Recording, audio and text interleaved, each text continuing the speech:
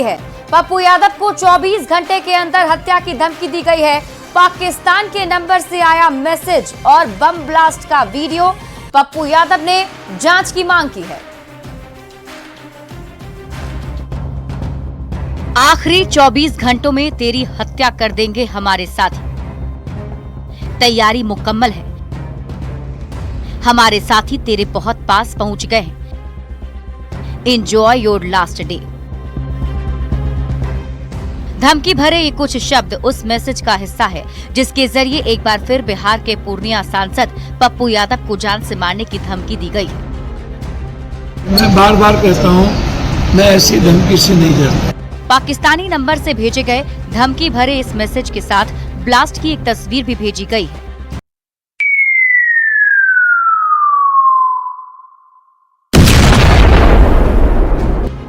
पप्पू यादव को ये धमकी पाकिस्तान के नंबर से दी गई है। धमकी देने वाले ने 24 घंटे के अंदर मारने का दावा किया है। पप्पू यादव ने कहा कि वह ऐसी किसी भी धमकियों से नहीं डरते, लेकिन इस पूरे मामले की जांच होनी चाहिए। जो हालात है, जो परिस्थितियां हैं, उसमें सुरक्षा से बड़ा सवाल जांच का है। लोग के पीछे कौन है, कौन मरवाना चाहते हैं, झूठ है या सच है। मुंबई में बाबा सिद्दीकी की हत्या के बाद पप्पू यादव ने बयान दिया था। तब से लेकर अब तक लॉरेंस बिश्नोई गैंग के नाम पर पप्पू यादव को धमकी देने का सिलसिला जारी है। अब तक पप्पू यादव को करीब 20 बार धमकी दी जा चुकी है। हालांकि पुलिस की पड़ताल में पहली बार धमकी देने वाले का लॉरेंस गैंग से कोई संबंध नहीं निकला। लेकिन सवाल है कि आखिर वो कौन लोग हैं जो पप्पू यादव को बार बार धमकी दे रहे हैं। न्यूज़ 18 के लिए पूर्णिया से कुमार प्रवीण के साथ ब्यूरो रिपोर्ट।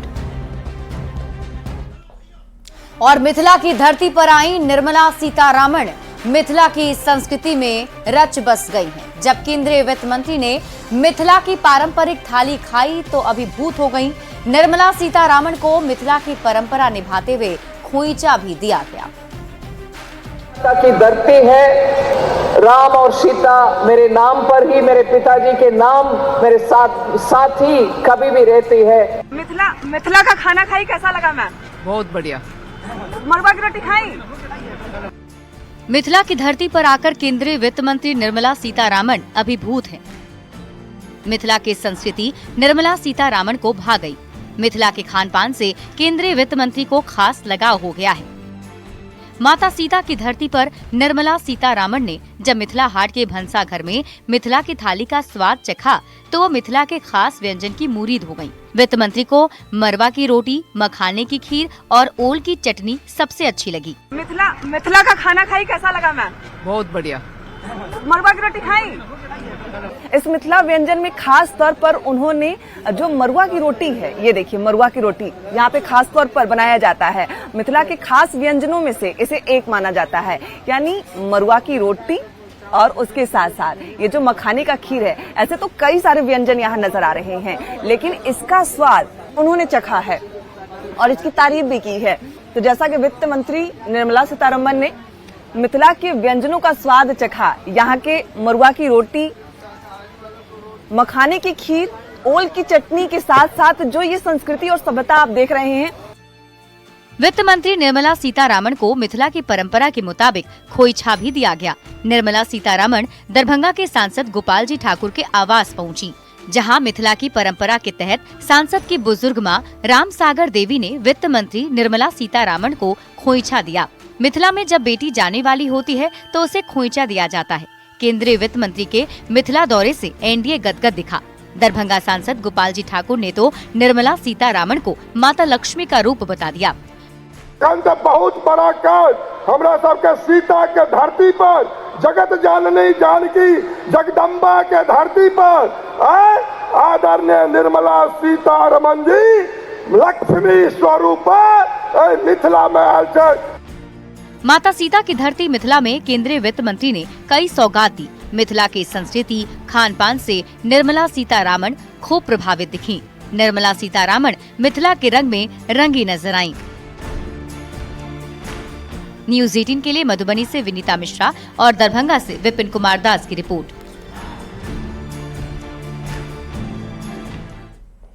केंद्रीय वित्त मंत्री निर्मला सीतारामन ने अपने बिहार दौरे के दौरान रोजगार के लिए 1021 करोड़ रुपए का लोन वितरण किया। वित्त मंत्री ने बिहार के लिए बाढ़ को बड़ी चुनौती बताते हुए बाढ़ से निपटने के लिए विशेष प्रावधान की बात भी कही। निर्मला सीतारामन ने महिला सशक्तिकरण के लिए नीतीश कुमार के काम की तारीफ भी की। निर्मला सीतारमण देश की वित्त मंत्री अपने बिहार दौरे के साथ कई सौगातें लेकर आए। निर्मला सीतारमण अपने बिहार दौरे के दूसरे दिन मधुबनी के झंझारपुर में हुए क्रेडिट आउटरीच कार्यक्रम में पहुंची और रोजगार के लिए 1021 करोड़ रुपए का लोन वितरण किया। देश के वित्त मंत्री के हाथों जिन लाभार्थियों को लोन मिला, उन लोगों की खुशी का ठिकाना न रहा। हमको विद्यालय में आरओ का SBI की तरफ से बहुत बहुत धन्यवाद दे रहे हैं। उनके तरफ से हमको मिला विद्यालय का।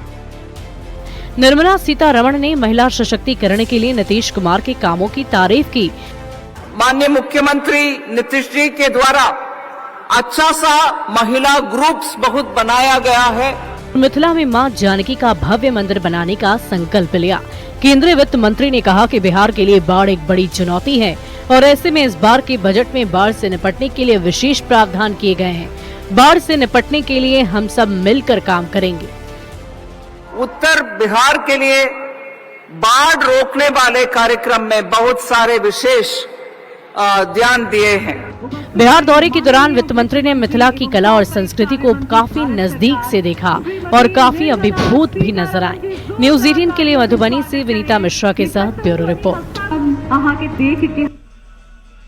बढ़ते आगे, मुख्यमंत्री नीतीश कुमार एक बार फिर से यात्रा पर निकलने वाले हैं, जिसको लेकर बिहार की सियासत में सरगर्मी काफी तेज हो गई है। माना जा रहा है कि नीतीश कुमार इस यात्रा के दौरान महिलाओं को लेकर कई बड़ी घोषणाएं कर सकते हैं। नीतीश कुमार के करीबी और मंत्री अशोक चौधरी ने कहा कि नीतीश कुमार महिलाओं को लेकर बेहद संवेदनशील रहते हैं और वे कभी किसी को फॉलो नहीं करते हैं। ऐसे में उनके मन में क्या चल रहा है, ये वही जानते हैं। इस प्रदेश के महिलाओं के लिए, इस प्रदेश के दलितों के लिए, अति पिछड़ों के लिए मन में बहुत भाव है कि उनको हम किस तरह से राजनीतिक रूप से, सामाजिक रूप से, आर्थिक रूप से कैसे हम सबल बनाएं। हम ऐसा क्या योजना लाएं जिससे ये लोग सबल हों। जीविका दीदी भी पहले बिहार में शुरू हुई, तो क्या ऐसी नई योजना माननीय मुख्यमंत्री जी हमेशा किसी योजना को फॉलो नहीं करते हैं, एक नई योजना शुरू करते। पटना के गांधी मैदान में राज्य स्तरीय कृषि यांत्रिकीकरण मेला का आयोजन किया गया। सीएम नीतीश कुमार ने इस मेले का उद्घाटन किया है। सीएम नीतीश कुमार ने मेले का मुआयना करने के साथ ही कृषि यंत्रों का जायजा भी लिया। मेले में महिलाओं के बीच कृषि यंत्र का वितरण किया। सीएम नीतीश कुमार ने नालंदा के हरनौत के लक्ष्मीनिया देवी को कृषि यंत्र दिया। वैशाली की महिला सहित 2 महिला को ट्रैक्टर भेंट किया गया। कृषि यंत्र मेला के आयोजन की सीएम नीतीश कुमार ने तारीफ की। सीएम नीतीश कुमार ने कहा कि कृषि के क्षेत्र में जितना काम हुआ है उतना कभी नहीं हुआ। हमारी सरकार आने के बाद कृषि में बहुत काम हुआ है। अब कृषि के साथ ही हर जगह महिलाएं भी दिखाई देती हैं। पहले बिहार में कोई काम नहीं हुआ था। एक काम करा के जितना हुआ, इस तरह का तो कितना बार मीटिंग होता है जहाँ जहाँ लोग पढ़ाई कराते हैं। जैसे अरे भाई बहुत अच्छा हो रहा है, कृषि का कितना अच्छा काम होता है। लेकिन सर आज जो प्रकार की खेती होती है, अब पहले कोई खेती होता था। अरे भाई याद करिए ना, खाली भुलाइएगा मत। याद था जी, हम 5 के नवंबर में आए थे और उसका सब काम तो शुरू किया। आप बोल रहे सब काम करवाए। हम महिला कितना रह के देखते हैं। आप लोगों को मरवा कम है, नहीं देखते। पहले क्या था, एक तरह से पहले नहीं था। अब सब जगह पर सबके लिए काम। अब महिलाएं कितना बढ़िया से चारों तरफ काम करती। हम ही लोग ना सब कुछ शुरू से करवाए हैं। किसानों पर नीतीश कुमार के बयान पर सियासत गर्मा गई। आरजेडी और कांग्रेस ने सीएम नीतीश कुमार को बोलने से पहले तथ्यों को परखने की नसीहत दी और बिहार में किसानों की क्या हालत है ये भी देखने की सलाह दी है। आदरणीय मुख्यमंत्री जी कह रहे हैं कि पहले खेती होता ही नहीं था। ये देश में कृषि प्रधान देश है। इस देश में खेती युगों युगों से होता आ रहा है, होता रहेगा। अब तो हमारे अन्नदाता भाई, किसान भाई परेशान हैं। अरे भाई, बोलने से पहले कुछ तो सोच लीजिए। आपके रीजन में किसानों की क्या हालत है, थोड़ा योजनाएं उठाइए। कितने सुसाइड हो रहे हैं, किसानों की क्या बदहाली है, कोई सुनने वाला नहीं हो उनका। और सिर्फ बोलने से नहीं हो जाता, ये तथ्य है। आसपास जो आपके लोग जो है ना, उनसे पूछिए कि सच्चाई से अवगत कराएं, भ्रम में न रहिए। 25 में बिहार में महागठबंधन की सरकार बनेगी। लालू प्रसाद के इसी दावे पर सियासत गर्मा गई है। राज्यसभा सांसद उपेंद्र कुशवाहा और खेल मंत्री सुरेंद्र मेहता ने लालू प्रसाद के दावे पर तंज कसा। लालू जी कभी कॉन्फिडेंट हो ही नहीं सकते। आज जो परिस्थिति है बिहार की और उपचुनाव का रिजल्ट उनके सामने है, लेकिन हाँ, उनका जो वर्कर है डिमोरलाइज्ड है। अब उसके मनोबल को बढ़ाने के लिए कुछ स्टेटमेंट देना जरूरी है, इसलिए ऐसा स्टेटमेंट दे रहे हैं। देखिए, ये कहने के लिए ये जान लीजिए सरकार की बात कर रहे हैं। इस बार 2025 में एनडीए 225 सीट पर जीतने जा रहा है। मुजफ्फरपुर के कोढ़नी प्रखंड के चंद्रहट्टी में 4 जिलों के जनसुराज कार्यकर्ता सम्मेलन में पार्टी के सचिव मोहम्मद जावेद अख्तर उर्फ गुड्डू ने जब प्रशांत किशोर को कुछ कहना चाहा तो प्रशांत किशोर ने उन्हें बुरी तरह डांटा। इतना ही नहीं, उन्होंने कहा कि यहां से चले जाओ, अब इस पार्टी को आरजेडी नहीं बनाओ। इसका वीडियो सोशल मीडिया पर वायरल हो रहा है। अब इसको लेकर मुस्लिम समाज में नाराजगी है। पार्टी के सचिव मोहम्मद जावेद ने पार्टी से इस्तीफा देते हुए प्रशांत किशोर पर गंभीर आरोप लगाए। उन्होंने गीत गाकर प्रशांत किशोर को वोट नहीं देने की अपील की। प्रशांत किशोर को मुस्लिम विरोधी तक बता दिया। इरादत नहीं है, बैठिए। आपसे सुझाव मांगा गया है। इसी से सुझाव पे आ जाएंगे। मेरा कहने का मतलब ये इसी में सुझाव पे आ रहा है। जैसे मुस्लिम में बैठिए, बैठिए, आप बैठिए। सुनिए ना, आप नाम स्टॉप चाहे बोलते जा रहे हैं। कोई अनुशासन है कि जो मन होगा वो कीजिएगा। आप बैठिए, नहीं जाइए बाहर। दिमाग खराब नहीं है मेरा। आपसे सही से बात किया जा रहा है, बैठिए तो भाई। पार्टी का अनुशासन है, जैसे मन हो कीजिए। नहीं, बिल्कुल नहीं, बैठिए। अरे बैठो ना भाई, नेताजी बोल रहे हैं। परेशान का इरादा खतरनाक है, परेशान का इरादा खतरनाक है, अब इसके पार्टी में रहना नहीं चाहिए। मैंने इस पार्टी को आज आप लोगों के माध्यम से आज अलविदा कर दिया है। कैमूर पुलिस ने नकली नोट से ठगी करने वाले गिरोह का खुलासा किया है। पुलिस ने 2 आरोपियों को भभुआ शहर से गिरफ्तार किया। गिरोह नोट पर केमिकल लगाकर लोगों को झांसा देकर ठगी करता था। ये रिपोर्ट है।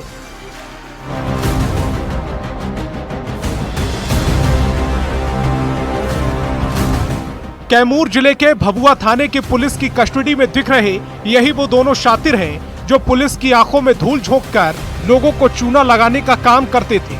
नोट डबल करने का झांसा देकर जाल में फंसते ही चूना लगा देते थे। जैसे ही भभुआ थाने की पुलिस को भनक लगी, पुलिस ने घेराबंदी कर दोनों को गिरफ्तार कर लिया, जो नकली नोट बनाने का डेमो देकर असली रुपए की ठगी करते थे। हम लोगों ने उसमें ऊपर एक जाल बिछाया था जो भी इस गिरोह को पकड़ने के लिए। तो उसमें कल उसी के दौरान कल ये लोग आए थे, वही नकली नोट कैसे छापते हैं उसका डेमो देने के लिए। तो हम लोगों ने उसको रंगे हाथों जो वो डेमो दे रहे थे नकली नोट बनाने का, तो हम लोगों ने उसको उसी टाइम में जो भी उनके पास एक केमिकल भी मिला है, कुछ ओरिजिनल नोट भी है, कुछ डुप्लीकेट नोट छापने का जो करेंसी का पेपर यूज करते हैं, वो पेपर से हम लोगों ने गिरफ्तार कर लिया इसको। पुलिस ने जिन 2 आरोपियों को गिरफ्तार किया है उसमें रोहतास जिले के करगहर थाने के तोरड़ी गांव का रवि रंजन कुमार और दूसरा कैमूर जिले के सोनहन थाने के बरहुली गांव का हरेंद्र कुमार शामिल है।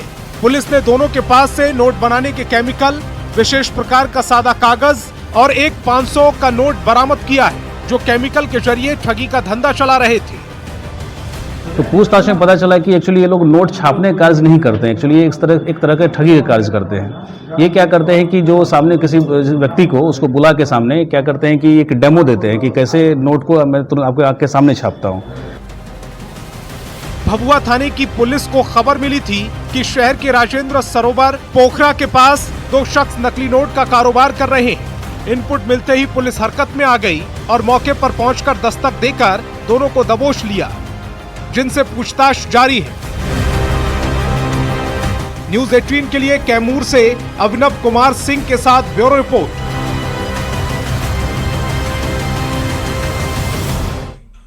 भागलपुर में जेडीयू की ओर से कार्यकर्ता सम्मेलन का आयोजन किया गया, जिसमें पार्टी के प्रदेश अध्यक्ष उमेश कुशवाहा समेत कई दिग्गज नेता शामिल हुए।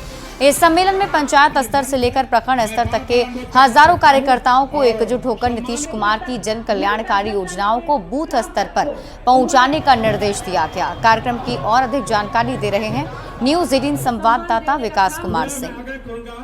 भागलपुर के लाजपत पार्क मैदान में जदयू के ओर से आज कार्यकर्ता सम्मेलन का आयोजन किया गया है, जिसमें पंचायत स्तर से लेकर प्रखंड स्तर के कार्यकर्ता आज यहाँ पर उपस्थित हुए हैं। एक तरह से विधानसभा चुनाव को लेकर आप लोग शुरुआत तो नहीं कर रहे हैं? हाँ, ये आगाज है और जो लोकसभा में हम लोग को सफलता मिली है, उसके बाद उस और गति देने का काम हम कर रहे हैं और पार्टी सशक्त होने के लिए, मजबूत होने के लिए कार्यकर्ता सम्मेलन का आज आयोजन है। और ये विश्वास मानिए कि ये 2025 के ट्रेलर है। यहाँ से आज आपको आगे की भूमिका दिखेगी, किस तरह से जदयू और एनडीए गठबंधन का सारा कार्यकर्ता एकजुट होकर के 2025 में फिर एनडीए की सरकार बनाने जाएगा, ये तय। यहाँ पर कार्यकर्ता सम्मेलन का आयोजन किया जा रहा है। एक तरह से कह सकते हैं कि जदयू की ओर से चुनावी शुरुआत जो है विधानसभा चुनाव को लेकर शंखनाद शुरू किया गया है। विकास कुमार सिंह, न्यूज 18 भागलपुर। सीतामढ़ी के परिहार में जनता दरबार के दौरान शराब विनिष्टीकरण के सवाल पर परिहार सीओ मुनी कुमारी और थानाध्यक्ष राजकुमार गौतम आपस में भिड़ गए। बताया जा रहा है कि शराब विनिष्टीकरण नहीं किए जाने के सवाल पर थानाध्यक्ष ने महिला सीओ को थप्पड़ जड़ दिया, जिसके बाद महिला सीओ मुनी कुमारी ने चप्पल उठाकर थानाध्यक्ष की पिटाई कर दी। इस घटना के बाद परिहार थाना और अंचल कार्यालय का माहौल गर्मा गया है। डीएम रिची पांडे भी मौके पर पहुंचे। वहीं इस बात की सूचना पाकर जिले के सभी सीओ परिहार अंचल कार्यालय पहुंच चुके हैं और मामले की जांच की जा रही है। अधिकारी कैमरे पर कुछ भी बोलने को तैयार नहीं है, लेकिन चश्मदीदों से बात की है न्यूज 18 संवाददाता राकेश रंजन ने। का यह परिहार थाना है और परिहार थाने में आज जनता दरबार का आयोजन किया गया था, जिस जनता दरबार के दौरान परिहार थाना अध्यक्ष और महिला सीओ के बीच हाथापाई की स्थिति उत्पन्न हो गई और उसके बाद से स्थिति यहाँ की काफ़ी कहा जा सकता है कि तनावपूर्ण है और बड़ी तादाद में लोग आए हुए हैं और जो एडिशनल एसपी हैं और सीतामढ़ी के सदर एसडीएम वो भी यहाँ पर पहुँचे हुए हैं और मामले को लेकर सुनवाई चल रही है कि आखिरकार इस घटना में किसकी गलती है। हालांकि अधिकारी अभी कुछ भी बोलने को तैयार नहीं, लेकिन यहाँ पर कई ऐसे लोग हैं जो प्रत्यक्षदर्शी रहे हैं। कैसा काम करते हैं? इससे अभी को तो नहीं देखे हम, इससे पहले जैसे इससे पहले भी ब्लॉक में ड्राइवर लोग के मारे हुए थे। अच्छा। घर में बंद कर दो, गाड़ी का चक्का खोल दिया था। अच्छा। और गाली गलौज और ड्राइवर के अंदर के 1 घंटा बंद कर दिया। जनता दरबार होता है ठीक से? जनता दरबार हर लगता है मामला का निष्पादन होता है? हम तो आते नहीं है। होता है अभी पूर्व में जब लगभग 5-6-7 महीना के हुआ है, कोई भी समाज से भी जाए सीधा गाली से बात। हमसे भी थाना प्रभारी जी हमको बचाए थे, केस करने जा रही थी हम पे। हम लोग ने कहा समाज से भी हैं हम लोग, काम की जनता का सीधा गाली से बात करती है। यहाँ किसी का निदान नहीं है जनता दरबार में। अभी यहाँ चावल गोदाम है। तो क्या सुने, क्या घटना हुआ? कुछ घटना? जी घटना हम नहीं कहना चाहिए, महिला है, भारी बदमाश है। जानकारी होगी जब हम ब्लॉक में थे, हल्ला हुआ, यहाँ पर आए, मालूम चला है कि कुछ लोग यहाँ से जा रहे हैं, तो पूछे तो हम कि वीडियो साहब यानी सीओ साहब क्या किए हैं, बराबर तो चप्पल चला दी। हम कहली भाई ऐसे तो नहीं चला दी होगी, तो नहीं दारू उरू को शायद नष्टीकरण के लिए बोला है, तो कहे कि हम नहीं करेंगे। तो काहे नहीं करेंगे बताइए, तो वही बताए हैं कि हम नहीं करेंगे तो हम हमारा मालिक हैं। बस जाने के क्रम में उतरी है वहाँ पे, लोग बोला है कि नहीं तो नहीं करिएगा तो आप बेकार मतलब यहाँ आके जुटमुट के अथी करते हैं और दारू निकला हुआ है। बस उसी क्रम में वो गुस्सा के और चप्पल चला दिया। राकेश रंजन, न्यूज 18 सीतामढ़ी। अररिया में पैक्स अध्यक्ष को बाइक सवार अपराधियों ने गोली मार दी। गंभीर हालत में पैक्स अध्यक्ष संतोष मंडल को पूर्णिया मैक्स अस्पताल रेफर कर दिया गया है। गोली मारने का सीसीटीवी फुटेज भी सामने आया है। बरबद्दा पंचायत के पैक्स अध्यक्ष संतोष मंडल को गोली मारी गई है। घटना पलासी थाना के उरलाहा चौक की है।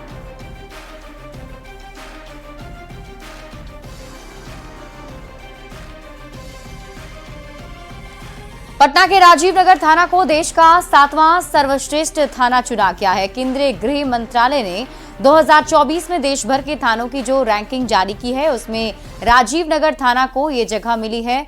यही नहीं, ये थाना बिहार का नंबर 1 थाना भी चुना गया है। थाने में मिल रही सुविधा, ऑनलाइन वर्क, पुलिसकर्मियों का व्यवहार समेत 150 मापदंडों पर यह थाना केंद्रीय गृह मंत्रालय की उम्मीदों पर खरा उतरा है।